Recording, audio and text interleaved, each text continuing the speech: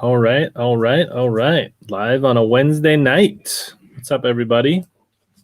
Let's see who's in the chat tonight. I see there's a few people already hanging out. Exciting times. We are in a tornado watch warning, active tornadoes touching down near, but good thing is the studio's in the basement, so the show goes on. So if I disappear, you'll know why. We got the whole family. We got all the dogs in the basement. Everybody's safe, and we're streaming. What's up, Darius? How's it going tonight? I assume the sound is good. Going solo tonight. Talk a little Guntersville. Talk about tournament. Talk about the Minnesota fishing opener. See what happens. Answer some questions.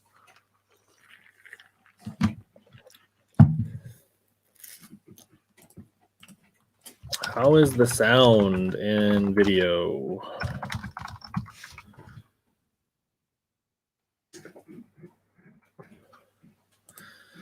I do not have red slippers on, Thomas, but I do have my flip-flops on, if that counts. Yeah, absolutely. Let's go. Should be a fun one. Who's planning to watch themselves on Bassmaster Live on Guntersville tomorrow? Let me know in the chat who is going to be having one eye on work and one eye on Bassmaster Live tomorrow. All right, sounds very good. But yeah, like I mentioned, people rolling in. We got a little bit of a tornado watch, active tornado hitting the ground not too far from where we live. So we're all down in the basement and hanging out on the stream talking fishing. So it should be a good one. Rocking the Baitman sweatshirt tonight, hoodie. Darius, you're going fishing tomorrow? Does that mean are you going to watch Bass Live, or are you just focused on fishing the whole time? Ooh, that's rough. Was it a sports thing? An accident at the park? What happened, Thomas?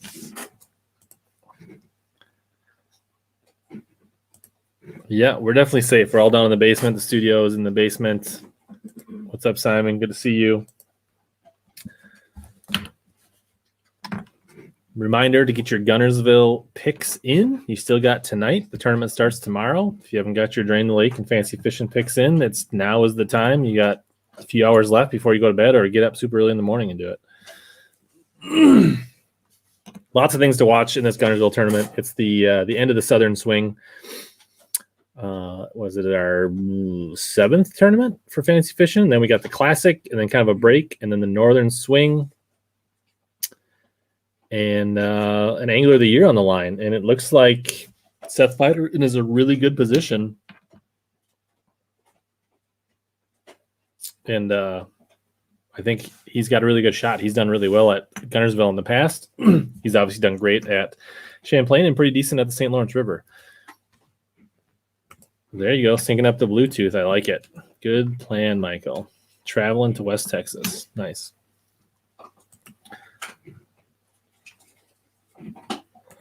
I think it's 5 a.m. tomorrow morning, Kyle. Yeah, the kindergarten playgrounds are a rough place for kids, that's for sure. I definitely remember a kid breaking his arm on the monkey bars when I was a kid.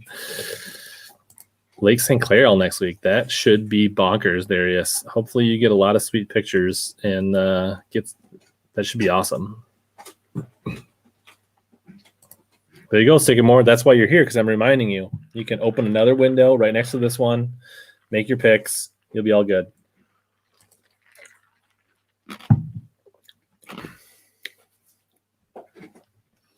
So we had our opening fishing weekend in Minnesota. So bass, northern pike, walleye, all that finally opened in Minnesota.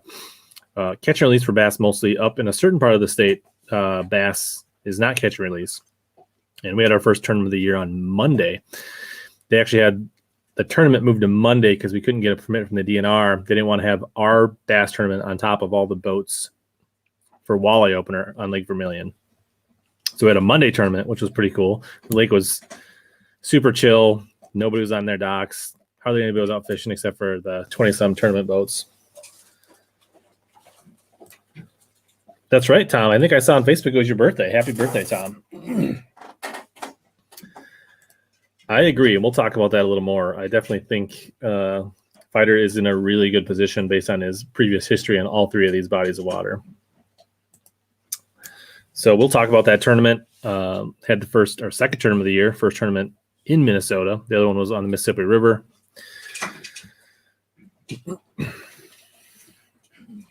71 years young, Tom. Hopefully you got to go out and do some fishing today. Catch a few.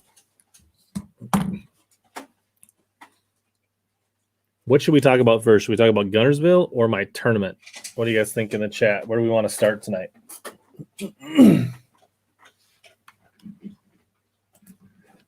That's a good story, Kyle.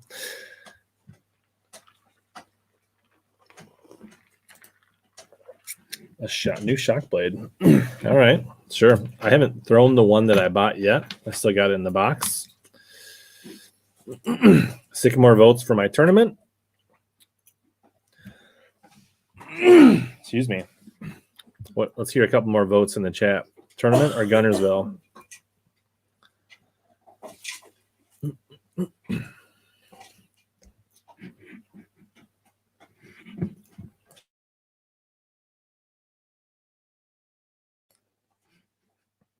What's up, B Felt? Another vote for tourney. All right, we'll start with the Vermilion tourney. And if anybody is in the chat that is from Minnesota, we'd love to hear about some of your opening stories from the weekend and how people did. So, drove up. Lake Vermilion is about a 4-hour drive on Friday night. If you follow me on Instagram at HellaBass, you'll see that I got stuck in a horrific traffic jam. There was a pretty bad accident, and we were stuck for over an hour on the freeway. So we got up there late, so I couldn't get my invasive species boat inspection done on Friday night. So we didn't get on the water till almost 8 because we had to wait for the boat inspector to show up at the landing, even though all the other walleye boats, non-tournament boats, pleasure boaters could just go on the boat, go on the lake free willy-nilly, but tournament boats are held to a different standard in Minnesota on this lake. So we had to wait till 8 to get on the water. We got our inspection. We got out, started looking around, hunting around, looking at water temps. In the bay we launched in, the water temps were around 57 degrees. Fairly warm for being the way up north. I mean, we're talking like over an hour north of Duluth, Minnesota. So pretty far up. And we caught one smallie like right away. Michael caught one on a chatterbait. And then we kind of hunted around for a while. Didn't see much. Saw a bunch of muskies up cruising, just finishing up their spawn. And poked around, hit a few docks, caught a few small fish, caught like one nice 3-pounder, started running all around the lake. And I kind of went back out deeper, starting to look to see if they were staging. The main lake was more like 53, 54 degrees. And we did catch some fish on jerkbaits, but they just didn't seem like the right size. We ran around the main lake a bunch of the day. And Michael and I were catching them on jerkbaits pretty good, but they were just like 2-pounders. And 2-pounders don't cut it on Vermilion. So that was up until about lunchtime. Let's see. Tom did get out fishing. Awesome. What's up, Scott?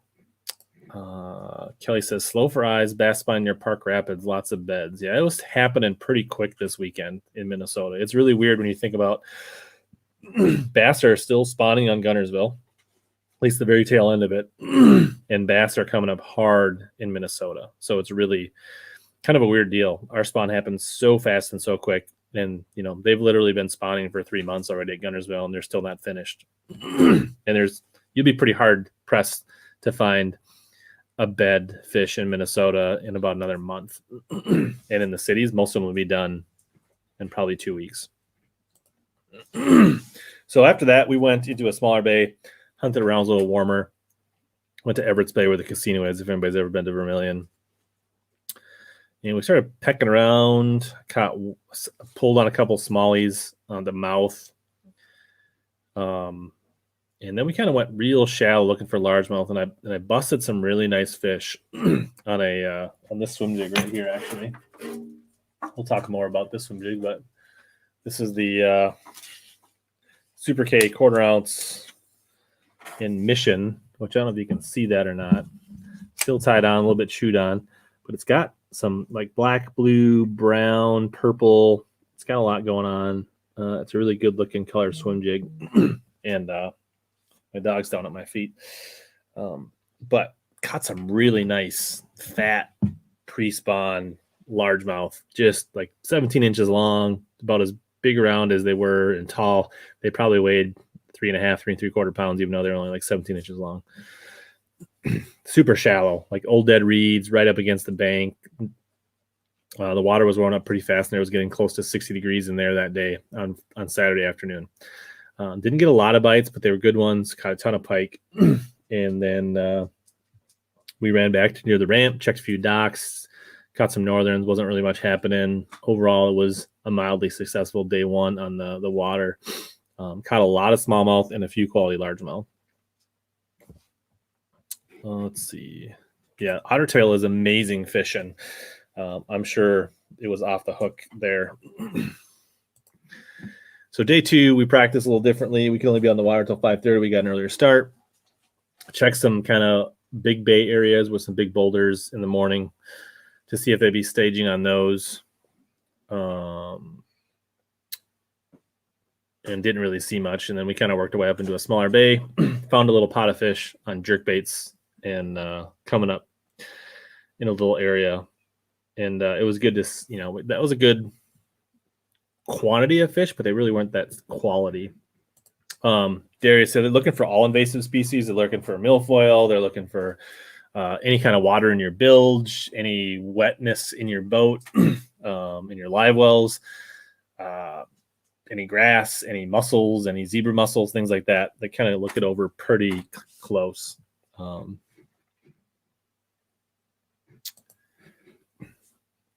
So then we found that pot of largemouth. We're kind of hopping around, or that smallmouth. And one thing I started to notice is that most of the fish we were catching were near old reed beds. So it really seemed like a lot of the fish on Vermilion wanted to get or around old reeds to spawn. It's kind of what it seemed like. What largemouth would like be in it, and the smallmouth would be like on the boulders and rocks just outside of that. So we started to run that a little more. And worked our way into an area where we had more combination largemouth and smallmouth. And I checked some areas that I'd really liked, I thought would be good, and they just weren't happening in different parts of the lake. We ran up to Wolf, we ran through the Narrows, checked some new waters. It was kind of hit and miss. Is my truck still there, Bill? Let me know. But then late in the day, we kind of ran on one spot, which was like a really shallow boulder right outside of a reeds, outside of a bay that I've done well in the past. And I was fishing actually this bait right here. And because I've done really well on this particular setup, a white and chartreuse jackhammer with a little small Arsenal tactical minnow and kind of a white shad color. Typically the water in Vermilion is very stained. And this has always been a really good color for me. And I did really well last August on this color. So I was really stuck on what worked in the past for there. And behind me, Michael was throwing a green pumpkin chatterbait, and he popped 3 smallies right behind me, and I never got a sniff. And the one thing I should have mentioned earlier is the water is way cleaner than I've ever seen it. Like in places where I couldn't see a foot or two down, I could see 6+ feet down on Vermilion, which was really crazy. And so that tipped me into like, all right, maybe I need to tone down my color selection a little bit, which made me tie on some different baits for the next day. But that little stretch proved to be really key. And then we tried a few other things, found a pot of largemouth in some really shallow pads. We whaled them on the swim jig pretty hard, but they were all, just a pound or two. B Felt was asking, what do I use for that 1/4 ounce swim jig? So the setup is a older Champion Dobbin 734, so 7'3", 4 power bait caster. Then I've got this on a SLX 150 XG 8-to-1. I can slow it down, but I can also burn it pretty good. So that's my typical setup. I think I'm running this on 17-pound fluoro, and that was pretty solid all weekend long for the swim jig.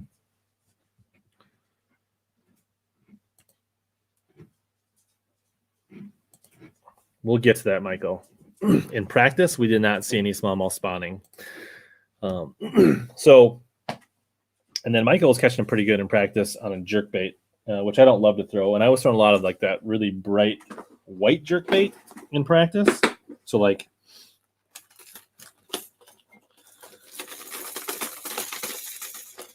oh boy.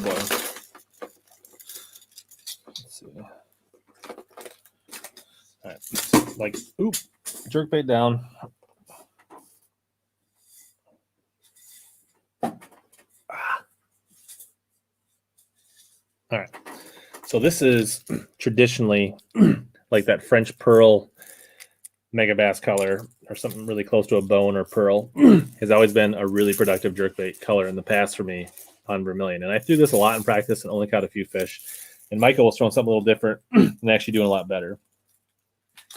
So we switched things up. Like I retied a bunch of things based on that in practice and what I saw at the end of the day there.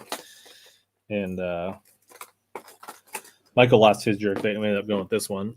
So this jerkbait right here, this sexy shad megabass, ended up being what it really seemed like they either wanted one with a little bit of chartreuse on the belly or chartreuse on the sides, and something kind of natural minnow patterns were really key during a tournament. And then for the chatterbait, I went with a slightly different setup. Chatterbait wise, I went with this. I think it's called like Beehide's Gill, maybe, which does. It's kind of got like a light watermelon with some like silver and a little bit of orange and a gold blade and a green pumpkin head. It's a lot more subtle than that white.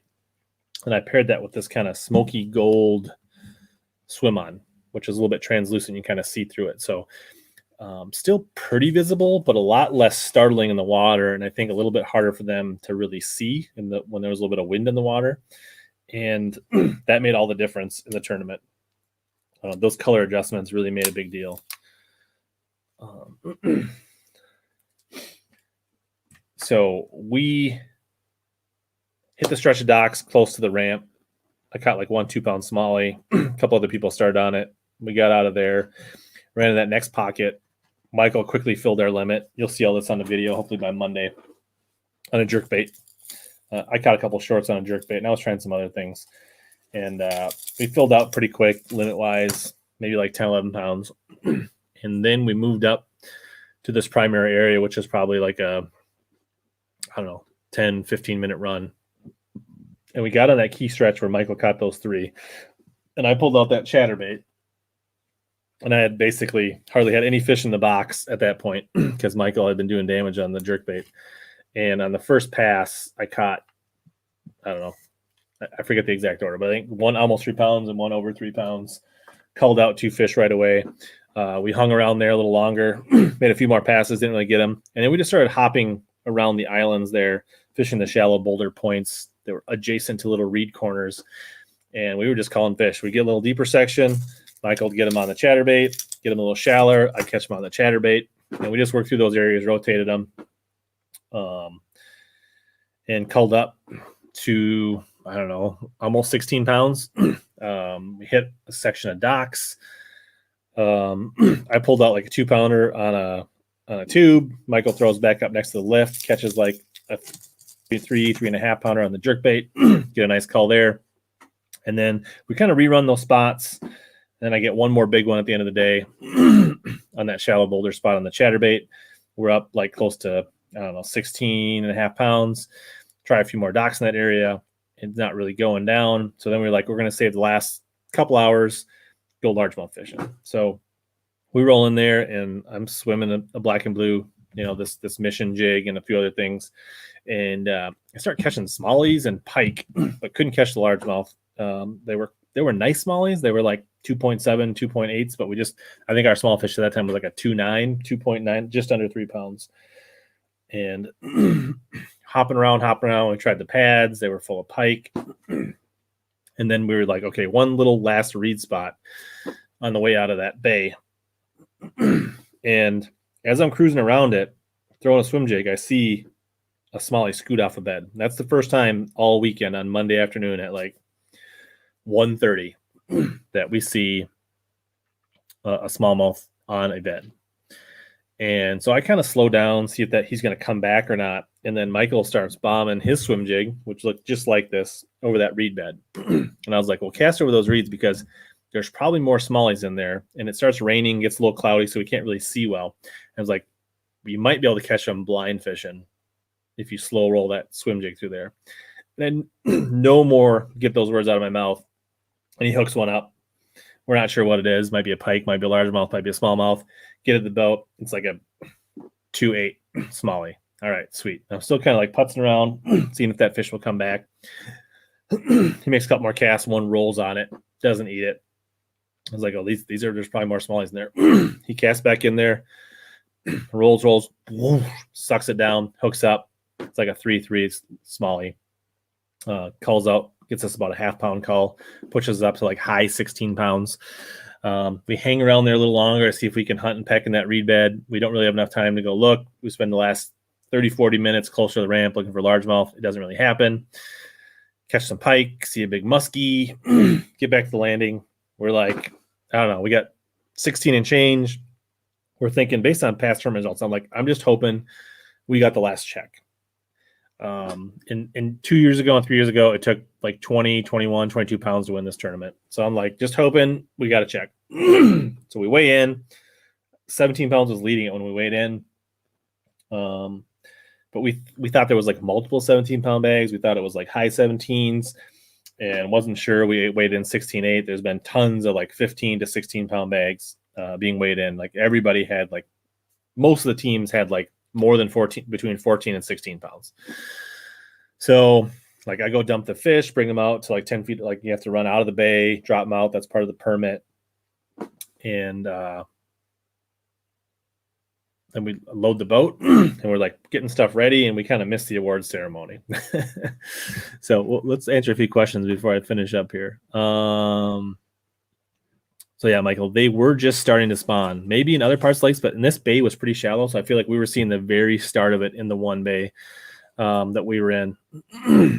Leech smallies are full on spawn mode. I could believe that a little bit further south.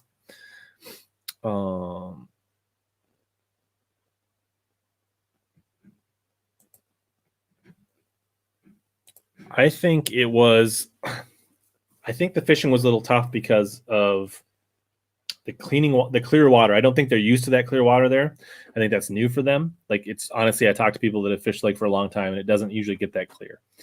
And then I think we just caught it at a weird time where the fish were just moving, trying to go to get the spawn. Not enough of them were there to really target spawning fish.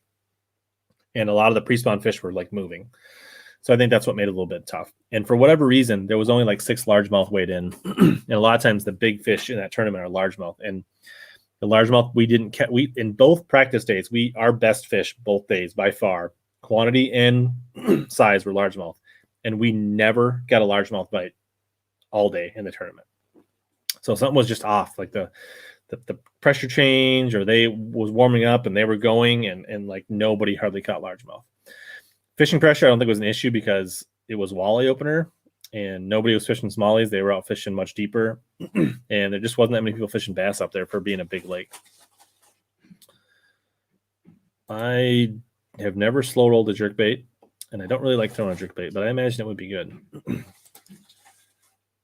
The other jerkbait was an EMA flip. This one. Yeah, that's the EMA flip. And this is the RC Sticks, which is the Megabass kind of knockoff. But I do have a Megabass version too.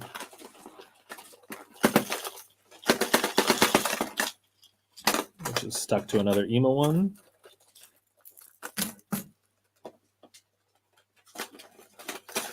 But that's the one I was throwing in practice, was this EMA. I did catch a few fish on it. So yeah, here's the Megabass, and here's the EMA flip. So I was actually impressed. It looks really good in the water. It just didn't seem to be the color. If I had this in a few more colors, I think it would have been a really good option.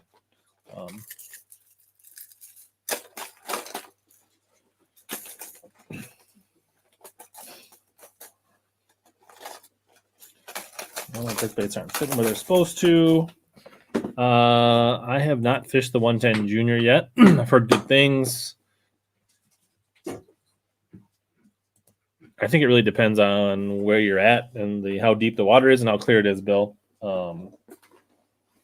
Every lake is a little bit different, but I think the smallies will be on beds for a while. But so overall, pretty happy with the tournament.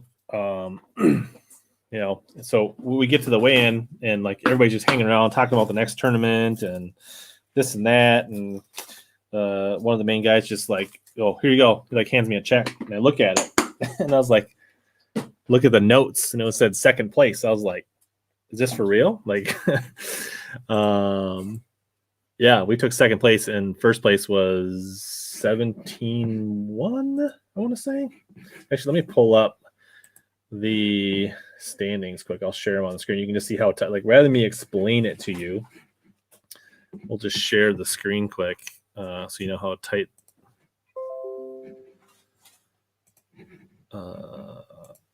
I mean, on a lake like Vermilion, I bet you the spawn, because of the deep water basins and the shallow bays, I mean, it lasts a solid month, I would guess, on Vermilion. I mean, kind of like Mille Lacs. Mm-hmm. All right. So over on the best, so here's a couple of the fish from practice. You can see how fat they were. Like the largemouth were just like thick, just crazy thick. But there you go. There we, I guess we were just 2/10 off the lead. But we were only 2/10 ahead of third. And honestly, you could see that last call moved us from 5th to 6th. So that was probably like a $700 call. But yeah, I mean, like, look, I mean, like everybody from, basically 15 pounds down to 13th place. So overall, decent quality, just wasn't any real bigs. And our big fish was only like 3.8, 3.7, 3. I mean, like, look at all the other, like most teams, even the teams that were way below us, had a big fish bigger than ours. We just had consistency.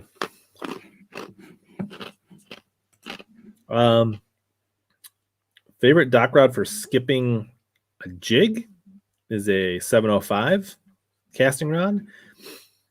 I use the Champion Extreme, but they make that in a few other models. It'd be good. I think they make it in a Fury. I think they make it in a Champ. Lots of them. And then for skipping like Senkos and stuff, I like the 703 Spinning Fury. Yeah, can't complain. Sunglasses. I was switching back and forth between two pairs. I've got a couple different pairs of Costas. I've got some kind of amber unmirrored ones for low light conditions, and then I've got kind of a copper green lens. When it gets real bright, and it was pretty bright. There's my tournament partner, Michael, checking in. He was doing some, I think 2 tournaments in a row. Michael's put 3 fish in the boat to my 2. So he was the man with the jerkbait for sure on Monday. It's the Kraken, Bill. It's the Kraken. So that's the tournament. That was Vermilion on a Monday. Good turnout. We stopped. We got some Gordy's, hamburgers, cheeseburgers with fries and shakes on the way home. I figured cash a nice check. You stop and get some ice cream. Overall, it was good. We didn't hardly break anything. We didn't lose that many lures in Vermilion. Cash a nice check. Got some good video footage. So I'm hoping to get the practice video up on Friday and the tournament video up on Monday. So should be. We got some really good fish catches. I think it'll make for a pretty good tournament video. So should be good. Let's see if there's anything going on in the chat here before we move on. 40 hanging out in the YouTubes. That's awesome. But I guess tomorrow, Guntersville is about to go down. I don't think so. You can't go wrong with Gordy's. I disagree, Bill. So I'm excited. Try to, between meetings and work and calls, I'll be keeping a peek on Guntersville. I think it'll be really interesting to see how Seth does. I was pulling up some tournament stats on Seth, and I actually think there's potentially like this. I I'm not sure if Champlain or the St. Lawrence is a bigger stumbling block. So I was looking like Seth has 5 tournaments on the St. Lawrence River with an average finish of 18.6. He's got 4 tournaments on Guntersville. One was in 2015 when he first started. Hadn't really figured out southern bass fishing yet. And he had a 94th. But his last 3 tournaments on Guntersville are 11th, 4th, and 11th. So that's an average of 8.7. So really averaging a top 10 in his last 3 tournaments on Guntersville. And but if you average in the 94th, then that puts him at like an average place up to 30th. But either way, if he does what he does on an average and finishes 30th at Guntersville, 19th at St. Lawrence, and then I'm guessing his Champlain average is like 5th, 8th, something like that, like disgusting. Like he's got, I think, 2 seconds and a couple other top 12s. So, I mean, at Guntersville, I mean, barring disaster, mechanical, something weird going on, I really feel like that's where I'm putting him for my Drain the Lake pick is Guntersville, because I feel like that is the lock of locks. I feel like the grass steel, the smallies, he'll just find them on Guntersville. So, yeah, but otherwise, I think Guntersville will be kind of interesting because you hear things. It's been a really weird spring, and I feel like people always say that, but it feels like it even more this year. I was listening to Matt Herron on BTL today. I mean, there's still fish on beds. There's fry garters. There are bass that are hanging around the bluegill and brim beds. There's fish starting to show up out deep, but they're not really out deep. There's fish in the grass. Like, I think you'll see some guys like fishing that shallow bank grass like Caleb Summerall did a couple years ago. I think you're going to see guys flipping milfoil like Matt Herron did and do well. I think there's potential that, I mean, there will definitely some people catching them offshore. I think the guy that wins it will find some sneaky 1 or 2 offshore spots where he's really going to blast them. But I think you're going to see anglers in the top 10 doing a lot of different things. I think there's still a tail end of a shad spawn. So I think who they put their cameras on, I haven't seen what the lives are. There's probably on Instagram who they're putting on the live cameras tomorrow. Let's take a look.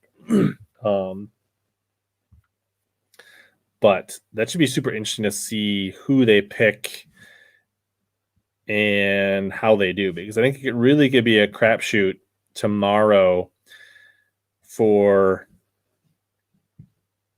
live, because I don't know. It definitely does seem like a Pollinet kind of tournament. It kind of reeks of that. Was it Toledo Bend or was it Rayburn when he won that Bass Fest tournament a few years ago, where he was kind of doing top water in the morning and doing, Nico rig in the afternoon and doing all kinds of things. They have not posted who's got live cameras on, but that's weird. Usually they do. Interesting. So I don't know. I would imagine Seth's going to have a camera being the AOI leader. But yeah, they have not posted who's going live. What's up, Travis Christie? Yeah, thanks. Yeah, I don't know that's interesting. Usually they have that kind of stuff posted.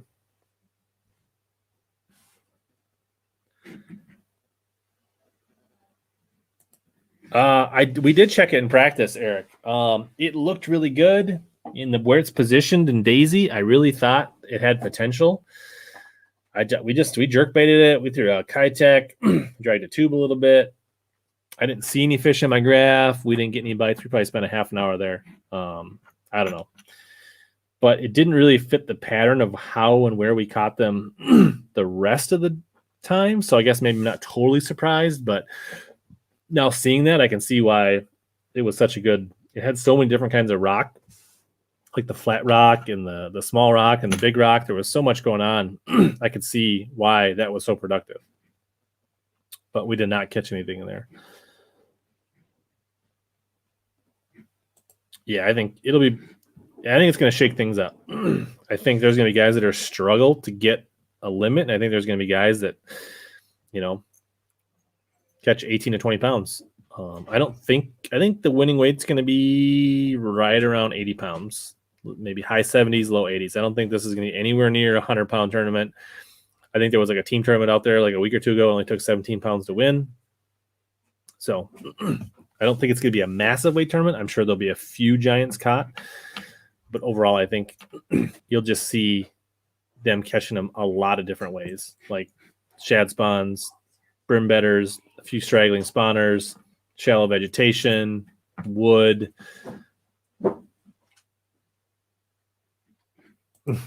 There you go. A little extra pressure.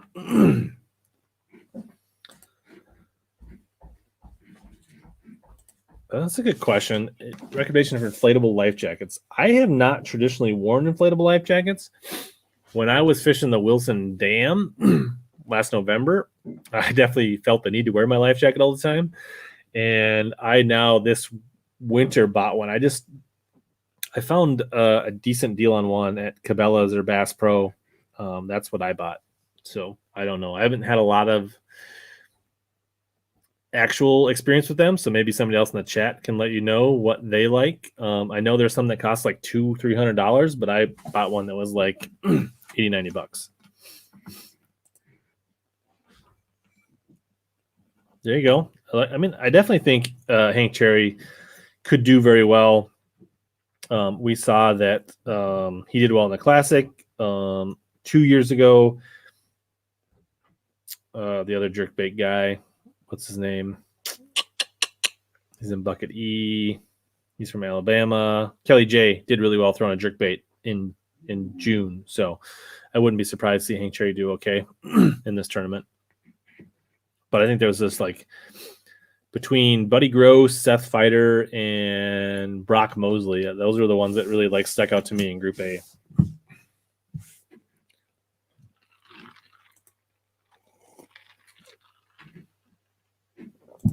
There you go. There's the Onyx. Here's a recommendation for you, Lauren. What's everybody else doing? Are they going fishing? Anybody got any derbies this weekend? Any good stories from last weekend? I think Darius is going to St. Clair for a week, so he should be pounding some giant smallies. But yeah, I'm excited to see how this turns out because like we're gonna go on a bit of a break now because I don't think the next. So after we finish this and we have a couple week break, the Classic is like the second week of June. And then we don't got Champlain until after 4th of July and then back to back with St. Lawrence. So we get a full like almost month off of the Bassmaster Elite Series and fantasy fishing. I do got soccer games this weekend, but Sunday I should get out fishing. And then I think I'm going to do a whole lot of fishing next week. There you go, Sycamore, all weekend. Awesome. There you go, Patrick. Dale Hollow, big smallies. I like it. Back-to-back club derbs. Where are you fishing, BB Bassin? Where are the tournaments? I have no plans at this point to go to the Classic this year. Yeah, I wouldn't be surprised to see Welcher do well. I like that pick too. I could see him catching him on a frog, doing some kind of crazy things, flipping and pitching, running around. I wouldn't be surprised at all. Nice. Nicely done, Travis. What's up, Grat84? Good to see you. God, I had the fall brawl on East West Rush. I've heard good things about Mink and Summers, but I've never been there. It sounds like my kind of place. What club is that you're fishing? Is that one of the Bass Nation clubs? Yeah, I think Brock stands to do really well in this tournament as well. Got one tomorrow, Central Texas. Any recommendations? Got 4 inches of rain yesterday. So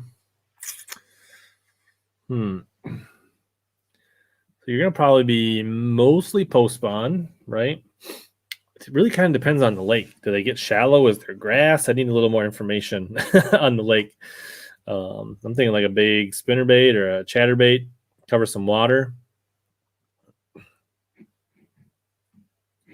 All right, West Metro, good deal. Is Hurlberg still in West Metro, or is he in a different club now?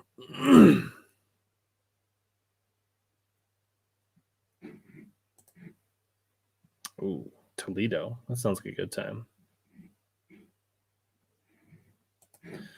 Postbound here, males still on beds. I think in the country. Yeah, start catching them on the way out. That's not a bad plan because, there's probably still a few pre-spawn fish out there.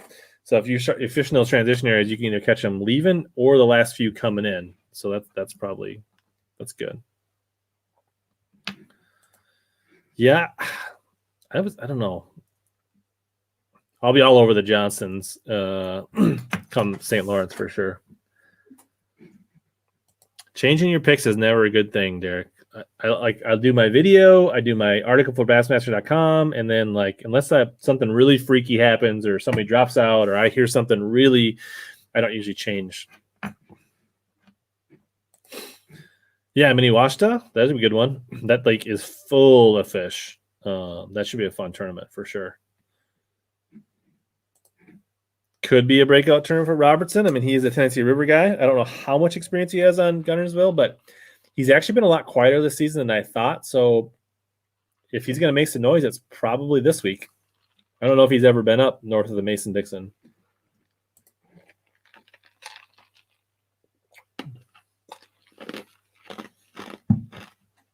Deep, clear lake. I'd probably stay deep because if it's normally a clear lake, then fish aren't probably going to like that mud, shallow. So I would probably stay out deep and get around some grass because that typically will clear up first. So if you can find some grass out deeper, I think that would be the ticket. Probably cranking, so roll a big spinnerbait, throw a Carolina rig.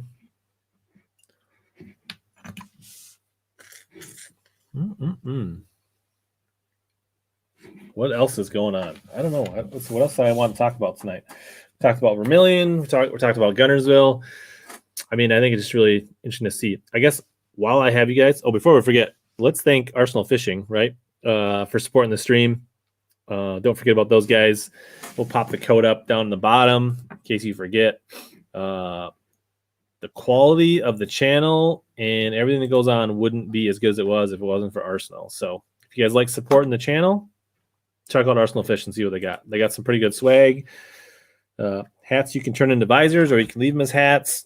All weekend long I've been wearing my Arsenal. They make these really good silver light gray sun shirts with hoods on them, and that's what I wear fishing. And it was 85 degrees and I was super comfortable. And for sight fishing, hood up, seeing, it's great. So check out Arsenal Fishing and or Omnia. Omnia's adding more stuff all the time.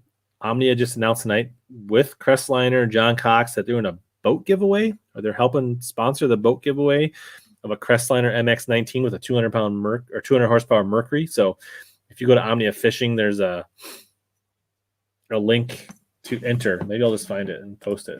Let's see here. Let's see if we can. Omnia changed their logo. That's new. Here we go. Let's just share this here. Let's stop. And then let's just all right, right here. Win this Crestliner bass boat at the Classic. All you have to do is create an account, and you get this boat with poles, 200 Mercury, a bunch of Plano edges, a bunch of Berkeley tackle, and some Abu rods. So you just go there, and if you're logged in, you hit enter, and you're done. There you go. If you guys have never been to my profile, you can see every time I go fishing, whether it's a tournament or fun or not, I fill out a fishing report. So I have 41 fishing reports from last year and this year where I break down what was working, what baits I used, the gear, and I give you a summary of every fishing report. So if you haven't checked that out, it's worth a look. I'll put that in the chat if anybody wants to check that out.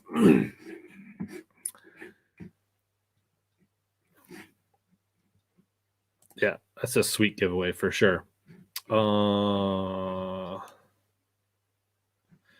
Yeah, killer fishing is like watching paint dry, but sometimes it works.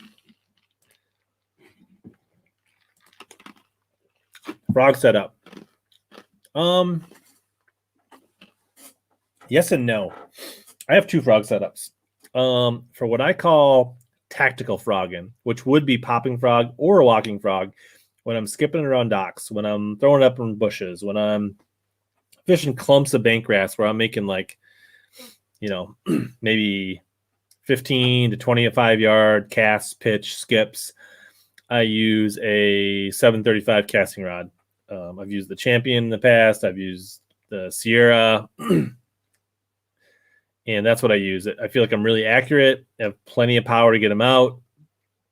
And then my long range frog rod, I use my 795, which is 7'9", which is a much longer rod. So when I'm like fishing on the Mississippi River, throwing huge pad flats, huge duckweed flats, making super long casts, like almost spooling the rod, that's when I go with the 795. Or up on like, if you watch my videos from Leech last year, fishing the wild rice, that's the kind of setup for that.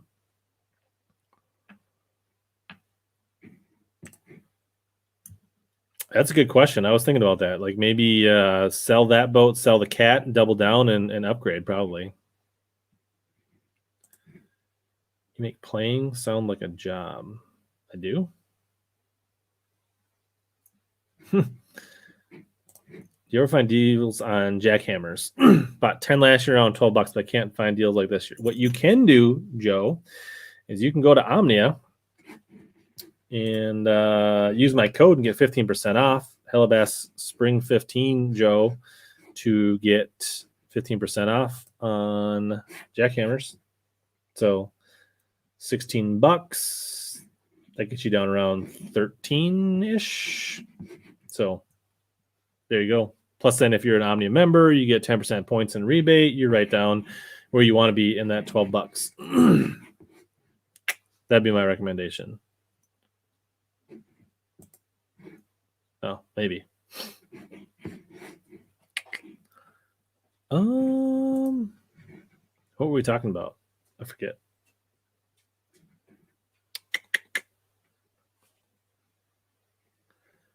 So hopefully that helps you out, Joe.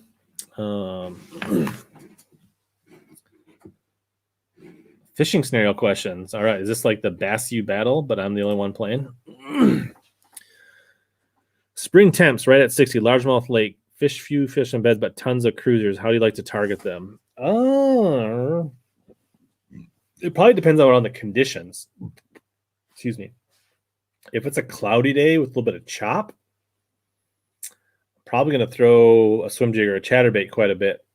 If it's a calm day, sunny, bright skies, I'm probably flinging around a stick bait or a general or a Senko or something like that. Depending on how deep they are, wacky rigged or maybe Nico rigged, Texas rigged, depending on the cover, or maybe a weightless ring fry is also a good bet. Like that's one of my go-tos. Yeah, I mean, kind of the conditions. If they seem like they're really hard to catch, then I'm probably bombing around a ring fry or a Senko of some kind. If they're a little deeper, maybe I'll really like Mojo rig. But if they feel like they're kind of chasing, if you can make long casts with swim jigs and things like that, that's kind of a fun way to do it. I have not been. I spent a lot of time in my Pantera, my older classic. I've been in a buddy's Pantera 2, but honestly, I haven't. I've been in some older Pumas, but I haven't been in many of the newer ones, to be honest. I haven't been like in any of the bigger ones, really. Patrick, if I ever fish a Ned rig, only when I have to. Try not to. Every now and then, I will throw the Bass Tech weedless Neds with a little, I like the Tickler Z. This one's a little matted up, but the Tickler Z or the Hula Sticks is typically what I like to throw when I do throw a Ned rig. The tumbler tonight is the same as the last few weeks. It is the Kraken Rum with the Diet Dr. Thunder. Disagree. Rather than Neds for life, I'd rather say better dead than Ned. Yeah. Or like the ring fry, really underrated. Like when everybody else is throwing the ring fry or the Senkos. I have a pack right here. Like just get yourself a big 4 or 5/0 EWG, and that is a scrumptious looking little bluegill imitator. And it's got a little more heft. I like the way it casts. You can peg like a really tiny, like 16th ounce weight, or you can throw a nail weight in the back and make it like backslide. I've caught so many fish on the ring fry. Like if you hate Senkos, try the ring fry.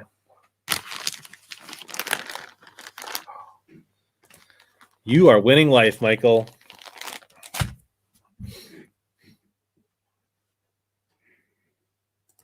Yeah, I've not been in a lynx, so I could not say. I really I haven't been in a cougar or a lynx, so I'm not the person to ask. And they're also great on a Carolina rig, the Lake Fork ring fry. Missile quiver and Ned rig. I've played around with the jig worm on the quiver. I have not used it on a Ned.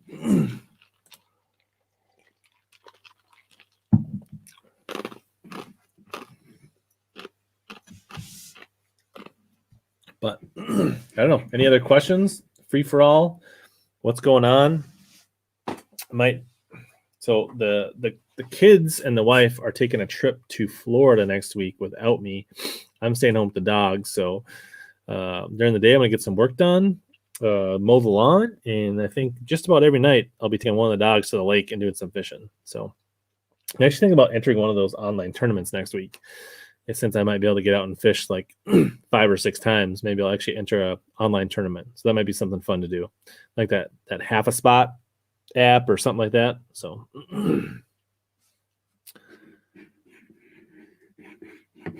yeah, Lake Fork's got some good stuff. I like their fork craw for smallies. Use the baby ring fry on Mojo's. The big ring fry is weightless and Carolina rigs. Their creature bait I used to throw quite a bit on a Carolina rig. I know a lot of people like their hyper stuff. I never really got into their hyper stuff. The Lake Fork Magic Shad is like a really great, underrated. You know, the Zako kind of like displaced them, but the old Magic Shad was like one of the best chatterbait trailers and probably still is one of the best chatterbait trailers out there. I don't know if I have one in the box. Yeah. So there is a piece of it. That's the Lake Fork Magic Shad. That's one of the best chatterbait trailers they make. So it's similar to a Zako, but different. So the tail is horizontal versus vertical like the Zako. But otherwise, the Zako came out after the Lake Fork Magic Shad. So if you're not OG and you like the Zako, check out the Lake Fork Magic Shad. That's back in the day when B Height won those 2 back-to-back tournaments. This is what he was using as a trailer.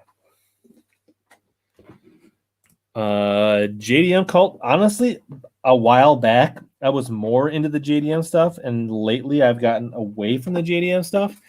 I used to spend money on like eBay and buy all these crazy crankbaits and all these kind of things and weird baits, and then like you'd catch fish on them, and you'd have a tournament, and you'd be like, I'm out of them, or I lost that bait, and like you can't just go to the store and get them. So as a tournament angler, I'm kind of starting to get away from JDM stuff, other than like Megabass, Lucky Craft, EMA, some of that stuff that's kind of readily available, at least through like, Omni and Tackle Warehouse and those kind of things, Jackal. I'll buy that stuff. But the really crazy stuff like the Imakatsus and some of that stuff, I kind of tend to stay away from it until it becomes a little more readily available, just because I don't want to like fall in love with it and then not be able to get it. I think the best all-around colored lens is some kind of amber or copper lens with some kind of a green mirror. That's what I like. Ring fry is more than good. Yeah, craw tube is like cult. I mean, the Big Bite craw tube is still pretty good, I think. I mean, it's basically the same mold. So why can't you just get that? Or do you think it's different?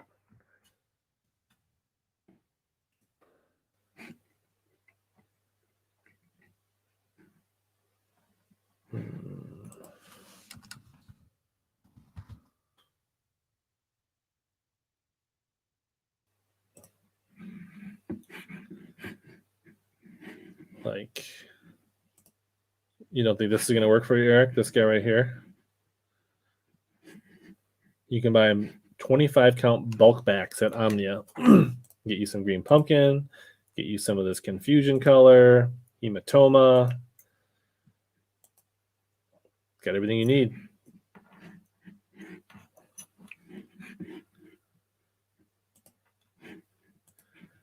Honestly, I only have Costas, so I haven't tried any of the other ones. Honestly, it's been so long since I've used anything but a Costa. Back in the day when I was younger, when I was like 18, 19, 20, and I was kind of frugal and cheap, I used to wear like some of the cheaper like Strike Kings and kind of stuff like that. And man, my eyes would just be like burning, and I'd have headaches. And like when I went to Costas, like that went away. Now I'm sure there are plenty of other good brands out there.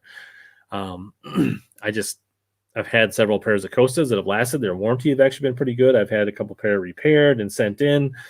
I just haven't worn any outside of Costa. I've heard good things about the Waterland, but I haven't tried those. I mean, there's a ton of good brands out there. Yeah, I've heard a lot of good things about the Fighting Frog. I have not fished them. Yeah, I think the OG craw tube was Lake Fork, but I'm pretty sure the company that pours for Big Bite Baits, their parent company, was the company that, I forget what the name of it is, was the company that poured for Lake Fork. So Lake Fork, I don't believe, ever poured their own baits. They used the parent company of Big Bite to pour them. The Big Bite brand has only come out in the last, 6-8 years, and that's basically their brand. Is it DGI or DG or something like that? Is one of the main companies that pours most of the baits in North America. And then for whatever reason, now Lake Fork doesn't carry it, but now Big Bite Baits does. I think that's kind of the story. Don't hold me to it 100%. Yeah, weightless ring fry in shallow cover is really good. I like that a lot. Like reeds, pads, docks, wood. Oh, another tornado warning. Take shelter. The kids will be downstairs in a few minutes. Still got one dog down here. Why? I don't know. Just douse it in bang garlic. I think you'll be good, Eric. I think it's in your head. A soft plastic that got discontinued that I'd want to come back.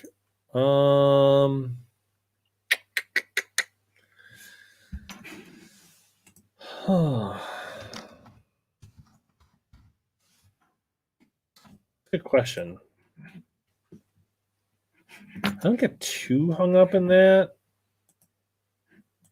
I don't know. I know a lot of people are upset about the Havoc Pit Boss. I don't know. I don't know if I have one that's absolutely.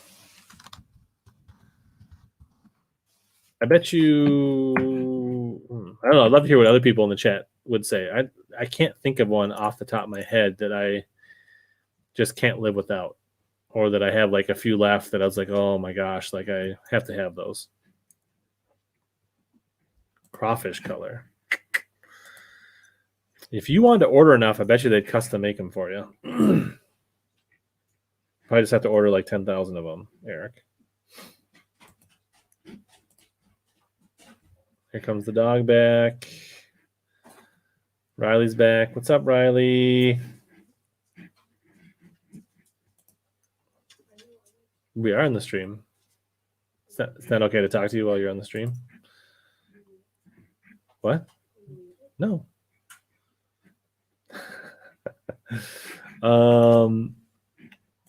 Yeah, that's a good point. Christopherson's, I believe, does have 100 counts, and you could probably get the craw there. So, yeah, Christopherson's in Alexandria, Minnesota. Eric, give them a call. They do a bunch of unique colors, and they might have a 100 pack of the craw color.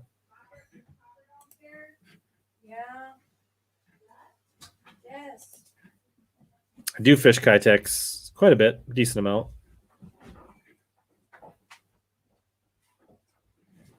Cedar Creek Lake. I think I've heard of that. The Havoc stuff is a little different. It's unscented. It's not very salty. It's fairly high buoyancy. So I don't know.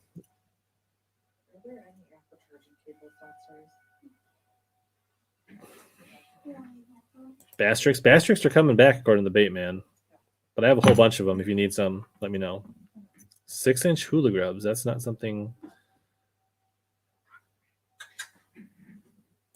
There you go. I don't know. Can you guys hear the tornado sirens? It's like literally right over us. Where it is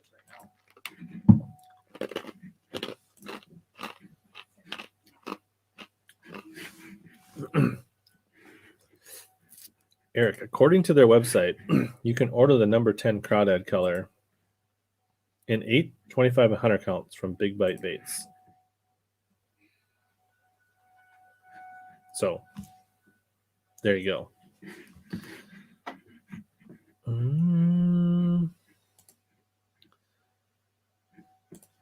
Local tackle shop. You know what? Clay, you could probably buy those cheap, and you could probably sell them on eBay or the Facebook Marketplace for good money. People are searching for the haddocks, especially the Pit Boss. 7.2 heavy. Did they make a 7.2 champion? HP. Oh, HP. 7.2. I didn't think they made a 7.2, but Champion Extreme HP, love them. They're a great rod. I have the 7.4, 745, great rod. 705, got a couple of those. Yeah, that's the thing is like now these days, Kyle, it's a good point that there's so many good options out there. Like if I've got a BFE and a D-bomb and a beaver all in similar colors, I don't freak out. Yep. Same here, just down south in Lakeville.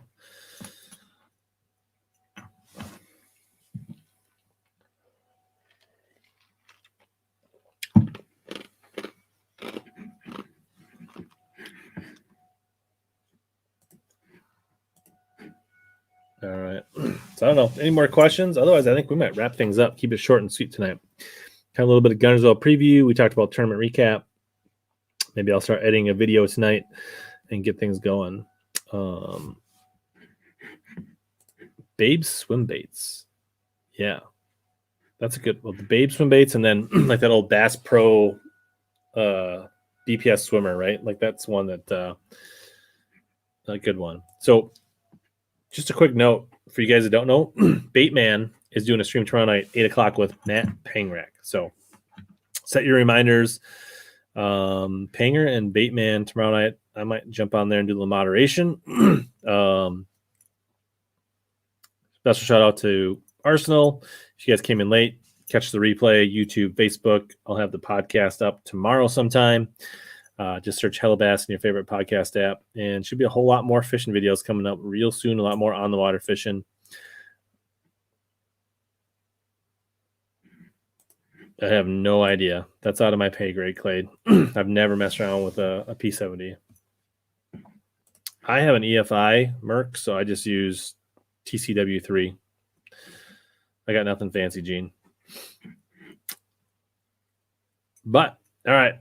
We're going to hang out, bunker down with the fam in the basement. We're going to shut down the stream. Thanks, everybody that came on tonight. And as always, here to help you guys catch more big bass and suck less.